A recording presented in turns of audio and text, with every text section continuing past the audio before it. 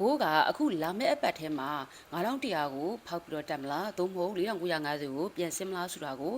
technical analysis လေးနဲ့ပြပြပေးသွားပါမယ်ဆိုတော့ဒီဝမ်းရကြည့်မယ်ဆိုလို့ရှိရင်ရွှေကကျွန်တော်တို့ strong at trend ထဲမှာပဲရှိနေပါသေးတယ်ဆိုတော့ MA ရကြည့်မယ်ဆိုရင်လည်း price ကMA မြင့်ရဲ့အပေါ်မှာပဲရှိနေပါသေးတယ် MA မြင့်က support ဆိုအနေနဲ့ဒါအလုပ်လုပ်နေပါသေးတယ်ဆိုတော့ဒီ key level ရကြည့်မယ်ဆိုလို့ရှိရင်လည်း9000 resistance 9100 support 9450ဒီ zone ထဲမှာပဲ price က consolidation လုပ်နေပါသေးတယ်ဆိုတော့ဘိုင်ဆက်တဲ့အနေနဲ့ဆိုရင်ကျွန်တော်တို့9450မှာ bullish can နဲ့ပေါ်တယ်ဆိုရင်ကျွန်တော်တို့ဘိုင်ဆက်တဲ့ဝင်လို့ရပါတယ်ဆိုတော့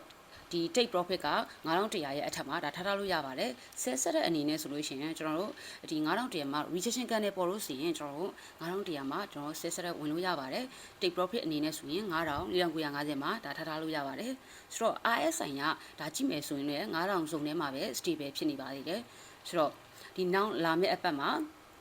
9100ကိုဖောက်ပြီးတော့တက်မလားသို့မဟုတ်490050ကကျွန်တော် support zone အနေနဲ့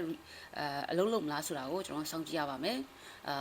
trade ဝင်တဲ့ခါမှာကျွန်တော်တို့ဒီ stop loss မဖြစ်မနေထားပါဒေါ်ရဲ့မိတ်ဆွေများအားလုံးအခုလာမယ့်အပတ်မှာအကျိုးမြတ်ကိုရလိမ့်မယ်လို့မျှော်လင့်ပါတယ်အားလုံးကိုကျေးဇူးအများကြီးတင်ပါတယ်